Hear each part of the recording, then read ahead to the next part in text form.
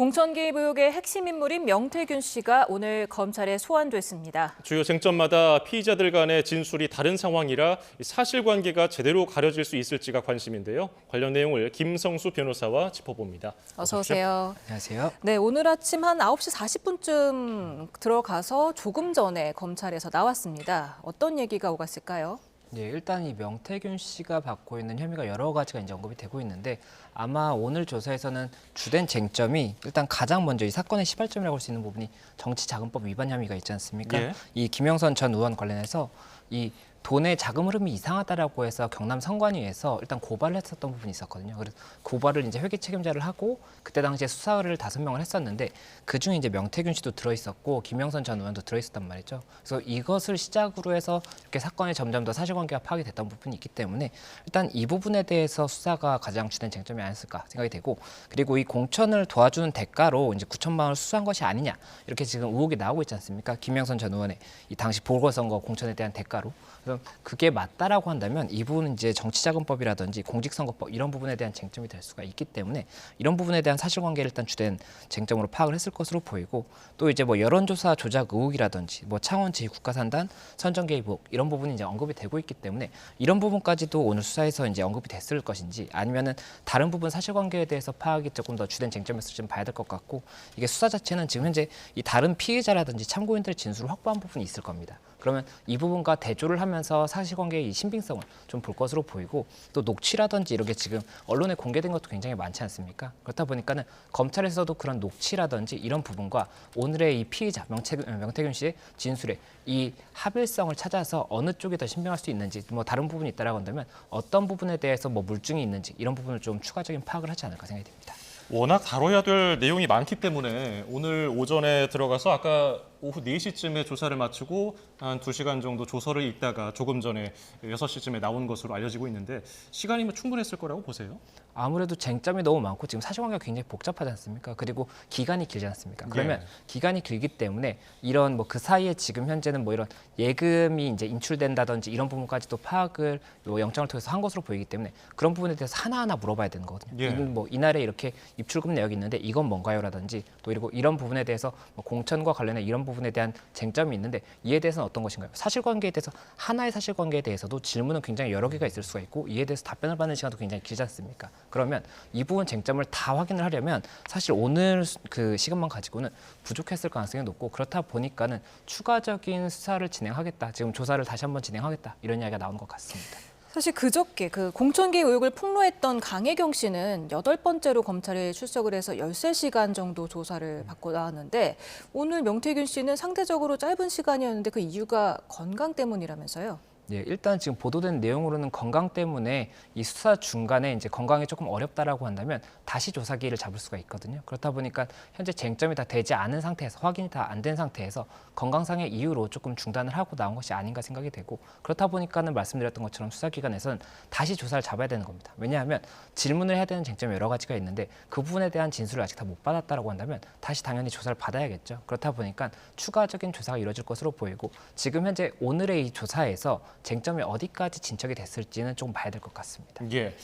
다뤄야 될 내용이 워낙 방대하기 때문에 검찰은 창원지검에 검사 4명을 추가 투입해서 이 내용을 들여다보고 있거든요. 늑장 수사 논란을 피할 수가 있을까요? 예, 이 사건이 이제 늑장수사 논란이 나오는 것 자체가 이 경남 이제 선관위에서 이 부분 고발이 됐던 것이 12월이었습니다. 그리고 지금 9월까지 진척이 조금 없는 상태로 보이는 부분이 있다 보니까는 이 부분 수사가 너무 늦어진 것이 아니냐 이런 이야기가 나왔던 것이고, 지금 현재 말씀하셨던 것처럼 최근에 이제 검사들을 추가로 투입을 해서 지금 현재는 11명의 수사팀이 구성이 돼 있다고 하거든요. 수사팀으로 보일 수 있는 그런 구성이 돼 있다고 하다 보니까는 아무래도 이 늑장 수사에 대해서 이 언급이 될 수 있는 부분을 검사를 최대한 빨리 투입을 함으로써 사실관계를 최대한 많이 확보를 하고 그에 대해서 수사 결과를 조금 더 명확하게 하기 위해서 투입을 한 것이 아닌가 생각이 되는 부분이 있고, 그렇다 보니까는 이게 검사가 더 많이 확인을 한다고 하면 결국에는 이 부분이 어떤 부분이 도움이 될 것이냐면 자료를 분석하는 데 도움이 될 겁니다. 이 자료 분석에 있어서 수사관분들도 당연히 도움을 주겠지만 이 검사분들도 그에 대해서 꼼꼼히 또 검토를 하고 만약에라도 뭐 영장을 신청한다든지 이런 부분이 있다고 한다면 그 부분까지도 또 다시 검토를 할 수가 있기 때문에 그런 부분에 대해서 종합적으로 조금 여러 가지 이 관례에 대해서 사실관계를 파악하려고 하고 있다 이렇게 보입니다. 그 사건 수사 지휘를 이지영 차장검사가 맡는다고 하는데 이 지방검찰청 사건에 차장검사가 파견되는 게 이례적이라면서요? 예, 이 파견으로 차장검사가 파견됐다는 것 자체가 말씀하신 것처럼 이례적이라고 볼 수 있는 부분이 있고 그렇다 보니까는 이 사건 자체에 대해서 굉장히 조금 여러 가지로 관심을 가지고 있다라는 것을 보이는 그런 좀 면이 아닌가 생각이 듭니다. 예. 자, 그리고 어제 윤석열 대통령 기자회견이 명태균 씨에게 어떤 영향을 미칠까? 명태균 씨는 어떤 반응을 내놓을까 궁금했었는데 어제 SNS에다가 사과문을 올렸어요. 어떤 의도가 있다고 분석하세요? 예, 그 부분에 대해서는 뭐 정말 예측을 할 수 없는 부분일 겁니다. 당연히 그 본인만 알겠죠. 본인만 알겠지만 뭐 여러 가지 뭐 분석이 나오고 있는 부분은 이제 이 윤석열 대통령의 이 담화 자체에 대한 부분에 대해서 어떠한 반응이 있는 것이다 이런 이야기도 나올 수가 있는 것이고 아니면 이제 오늘 검찰 조사가 있었지 않습니까? 예. 그렇다 보니까 그 조사를 앞두고 어떤 조금 태도의 변화를 보인 것이 아니냐 이런 이야기가 나오다 보니까는 여러 가지 추측은 가능하지만 현재 이게 어떠한 의도였는지에 대해서는 본인만이 알 것이고 이에 대해서 해석을 하려고 한다면 그 추후에 사실관계가 조금 더 파악이 된 다음에 저희가 어떠한 좀 검토를 해볼 수 있지 않을까 생각이 듭니다.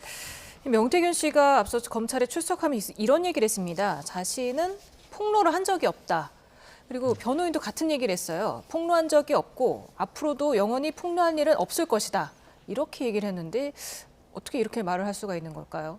예, 이 폭로의 뭐 정의에 대해서 뭐 조금 뭐 여러 가지 해석이 가능한 부분이 있을 수가 있을 것이고 그리고 사실관계를 직접적으로 진술한 것이 있느냐 이렇게 반문을 했던 부분이 있는 것으로 보여서는 본인이 직접적으로 사실관계를 진술한 것이 없다라는 취지가 아닌가 생각이 됩니다. 다만 이에 대해서 해석을 하는 것은 이제 저희가 뭐 여러 가지 자료가 많이 있지 않습니까? 그래서 그런 부분들을 통해서 이 진술에 대해서 뭐 이것이 맞다라고 볼 것인지 틀리다라고 볼 것인지는 그 부분은 이제 저희가 조금 해석해야 되는 부분이 아닌가 생각됩니다. 예. 명태균 씨는 기자들 앞에서 공천 대가성으로 돈을 받은 사실을 인정하느냐 질문을 받으니까 돈의 흐름을 보면 사건이 해결된다. 이게 어떤 의미로 했다고 보세요?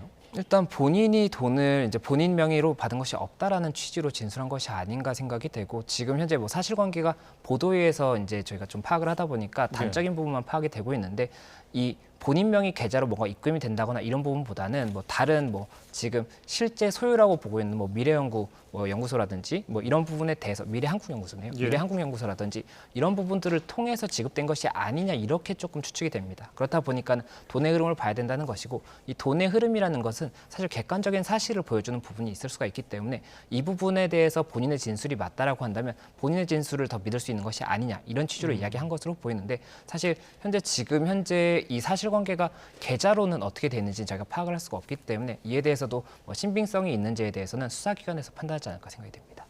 강혜경 씨가 그 명태균 씨가 김영선 전 의원 공천에 기여했기 때문에 김영선 전 의원이 세비 절반을 줬다 이렇게 폭로하지 않았습니까? 예, 맞습니다. 그 부분이 지금 선관위에서 고발을 했던 그 부분과 이제 관계가 되는 부분이라고 볼 수가 있는데 지금 현재 이 김영선 전 의원 측에서는 반대로 이 강혜경 씨가 본인에게 뭐 사기나 횡령 이런 부분에 혐의가 있는 것으로 보인다라고 해서 이 부분 형사 조치를 했다라고 이야기를 하고 있거든요. 그렇다 보니까 사실관계에 대해서 이 계좌가 이체됐다든지 아니면 계좌에서 출금됐다든지 이런 돈의 흐름은 어느 정도 보이는데 이에 대한 그 경위에 대해서 사실관계를 각각 달리 진술을 하고 있기 때문에 이에 대해서는 결국에는 이 당사자들의 진술 그리고 또 녹취가 지금 여러 가지로 확보가 돼 있는 것으로 보이기 때문에 녹취 그리고 또 뭐 메시지도 있거든요. 그래서 이런 부분들을 다 통합을 해서 결국에 어느 쪽 진술을 신빙할 수 있느냐를 볼 것이고 그리고 이와 별도로 또 사실관계가 있다라고 한다면 뭐 중요한 참고인이 있다라고 한다면 이런 부분까지도 감안해서 좀 수사가 이루어지지 않을까 생각이 됩니다. 예.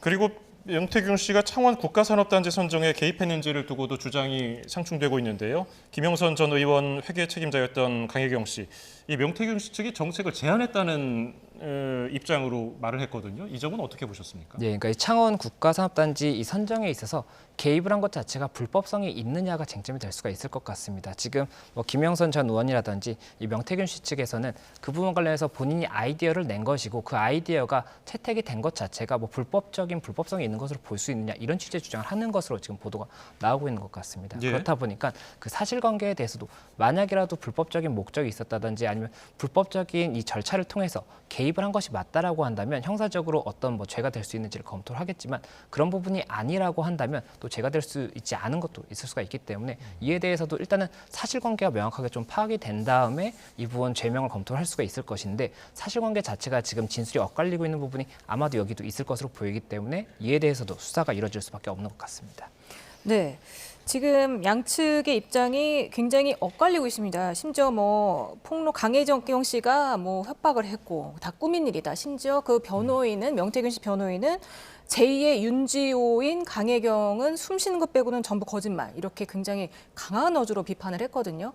대질 신문이 이뤄질 수 있을까요? 네, 아무래도 지금 이 진술이 엇갈리고 있다고 말씀을 드렸는데 이 배치되는 당사자 두 사람이라고 볼 수가 있고 그렇다고 하면 이 대질 신문도 검토는 해볼 수가 있을 것입니다. 이 대질 신문을 하는 이유 자체가 두 사람의 진술이 엇갈릴 때 이 두 사람을 동시에 진술을 받아보면 그걸 통해서 수사 과정에 이 어떤 단초가 될 수 있는 부분이 튀어나올 수도 있다든지 아니면 어느 쪽이 조금 더 진실을 말하는지에 대해서 그 좀 파악할 수 있는 사실관계가 나올 수가 있거든요. 그렇다 보니까 대질 신문도 검토를 할 수가 있는데 이에 대해서는 결국에는 실익이 있느냐가 가장 중요할 겁니다. 대질 신문을 한다고 하더라도 어차피 동일한 말만 할 것 같다라고 한다면 대질 신문이 이루어지지 않을 것이고 그 부분에 대해서 실익이 있다고 한다면 수사기관에서 대질 신문도 검토하지 않을까 생각이 듭니다. 예, 강혜경 씨도 그렇고 지금 김 전 의원 공천에 대통령 부부가 개입했다는 그런 취지를 얘기하고 있는데 그러면은 사실 대통령 부부를 조사해야 되는 거 아니겠습니까? 근데 그럴 가능성은 실제로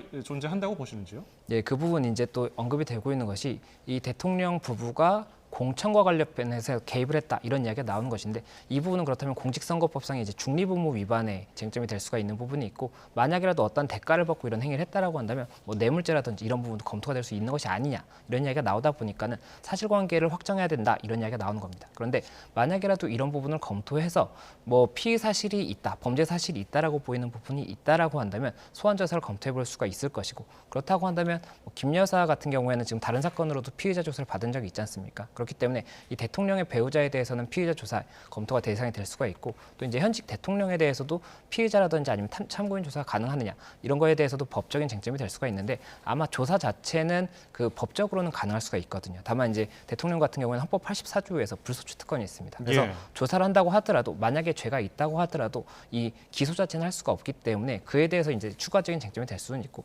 다만 현재 사건 지금 현재 사실관계 자체는 그런 부분에 대해서 명확하게 드러난 부분이 있다라든지 이런 것들이 이야기가 되고 있는 것은 아니기 때문에 이에 대해서는 조금 더 지켜봐야 될 것 같습니다. 네, 오늘 민주당이 또 명태균 씨가 대통령실 이전에 개입한 정황이 발견됐다면서 녹취를 공개했는데 이 부분은 어떻게 보셨습니까? 네, 뭐 그 부분 녹취도 일단 공개가 된 것으로 보이는데 이 녹취 자체에 대해서는 저희가 어떻게 봐야 되는 것이냐면 이 녹취는 한 사람의 말이지 않습니까? 그렇기 때문에 이 사람의 말이 실제 사실관계에 부합하는지에 대해서는 다른 걸 추가적으로 확보를 해서 확인을 해봐야 되는 겁니다. 이 한 사람의 말이 뭐 누군가 다른 사람과 얘기할 때 내가 뭐 A라고 했어라고 하는데 이 A가 진실인지 여부는 추가적인 사실관계를 파악을 해봐야 되는 거거든요. 이 어떠한 형사사건을 진행하기 위해서는 그렇기 때문에 이런 부분을 봐야 되는 것이고 만약에 그 부분이 이전에 대해서 개입을 한 부분이 있다라고 했을 때 불법성이 있다라고 한다면 형사사건으로서 뭐 수사가 진행될 수가 있겠지만 불법성이 없다라고 한다면 형사적인 쟁점이 될 수가 없기 때문에 이에 대해서는 형사적인 쟁점이 될 수 있느냐를 봐야 될 것 같습니다.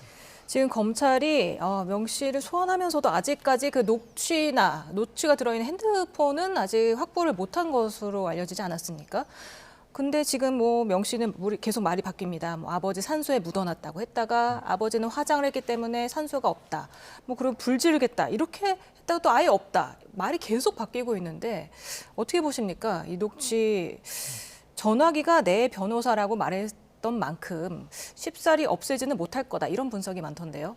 예, 그 명태균 씨의 휴대전화를 이제 그 제출을 받아서 확인을 했던 적이 있습니다. 그런데 그게 바꾼 지 얼마 안 된 핸드폰이어서 결국에는 뭐 실익이 없는 그런 핸드폰이었다고 볼 수가 있었고 과거에 사용하던 핸드폰에 대해서 지금 말씀하셨던 것처럼 그런 쟁점이 되는 부분이 있는 것인데 이에 대해서 만약이라도 가지고 있음에도 불구하고 제출하지 않는다라고 하고 이게 어떠한 범죄 혐의를 숨기기 위한 그런 의도로 보인다라고 한다면 이에 대해서는 만약이라도 검찰에서 구속영장을 청구를 했을 때 그 부분 구속 사유가 될 수도 있는 부분이거든요. 그렇다 보니까 그런 부분에 대해서도 어떠한 사실관계 사실관계를 봐서 이게 만약 진짜로 가지고 있는 것으로 보이는데 숨기는 것으로 보일 수 있는 사실관계다라고 한다면 그에 대해서는 검찰에서 영장 청구라든지 이런 걸 검토할 수 있는 단초가 될 수가 있어서 이에 대해서도 일단은 검찰에서 그 진술의 신빙성에 대해서도 조금 파악하지 않을까 생각이 듭니다. 명태균 씨가 이런 얘기를 했었죠. 내가 구속되면 한 달 안에 탄핵이 될 것이다. 이런 얘기를 했는데 구속 가능성 얼마나 보십니까? 그 부분에 대해서는 일단 영장 청구가 된 다음에 그 죄명이라든지 사실관계가 조금 파악이 되면은 볼 수가 있을 것 같습니다. 그리고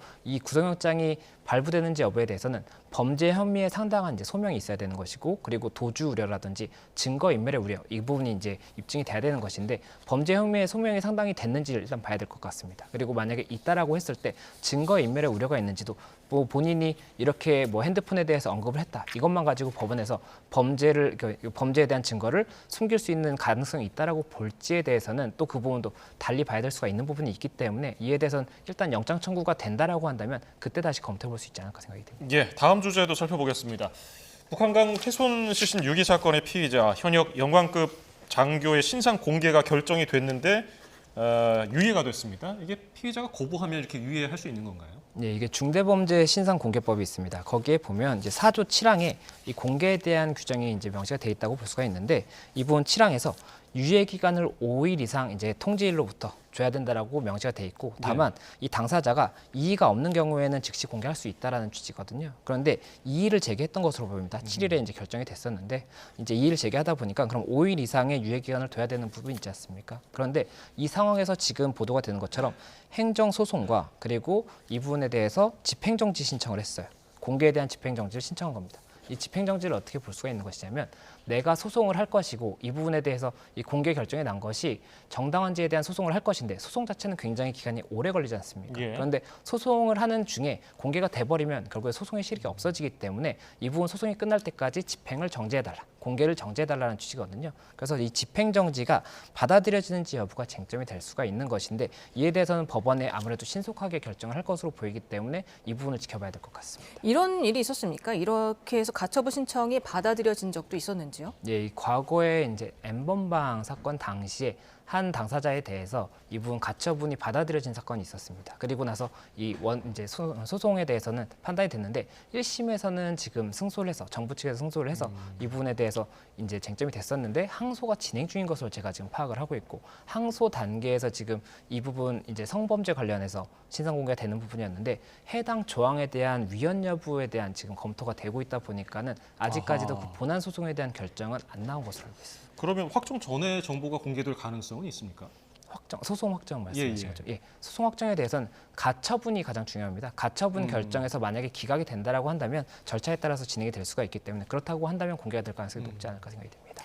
네, 인용 여부가 지금 11일에 판가름이 날 예정인데 어떻게 보십니까? 예, 인용 여부에 대해서 일단 여러 가지 쟁점이 될 것으로 보이는데 이 위원회 자체가 7일에 열렸을 때 뭐 절차의 적법성에 위반이 되는 부분이 있다라든지 뭐 의견 진술의 기회를 주지 않았다라든지 이런 게 있다거나 아니면 뭐 통지나 이런 부분에 있어서 뭐 문제가 있었다든지 아니면 이 범죄 혐의에 대해서 소명이 안 되는 부분이 있다든지 이런 부분이 있다라고 한다면 아무래도 집행정지의 실익이 있다고 봐서 집행정지 인용의 가능성이 있겠지만 만약에 없다라고 한다면 기각이 될 수가 있기 때문에 이 사실관계가 중요할 것으로 보입니다. 결국에 이 절차상의 문제가 있었는지 이 부분이 쟁점이 될 것 같습니다. 예. 검찰에 조만간 이 사건이 넘어갈 것 같은데 예상되는 처벌 수위는 어느 정도로 전망하세요? 예, 이제 혐의 자체가 지금 보고 있는 부분이 다 맞다라고 한다면 제공될 수 있는 죄명이 이제 살인죄 그리고 이제 시신유기죄 이 두 가지가 됩니다. 예. 이 살인죄 같은 경우에는 형법 266조에서 사형, 무기, 15년 이상의 형을 규정을 하고 있고 이제 이 시신유기 같은 경우에는 161조에서 그 7년 이하의 징역을 규정을 하고 있습니다. 예. 그렇다 보니까 아무래도 만약 살인 부분에 대해서 인정이 되고 또 이 동기 자체가 비난할 수 있는 동기라고 한다면 그 부분 양형 기준은 조금 더 가중된다고 볼 수가 있거든요. 그래서 그렇게 만약에 지금 현재 보고 있는 사실대로 인정이 된다라고 한다면 상당한 중형이 선고될 것으로 보이고 그렇지 않다라고 한다면 그에 대해서는 달리 판단될 수가 있기 때문에 사실관계 어떻게 되는지를 조금 더 지켜봐야 될 것 같습니다. 네, 굵직한 사건과 그 쟁점에 대해서 김성수 변호사와 짚어봤습니다. 감사합니다. 고맙습니다. 감사합니다.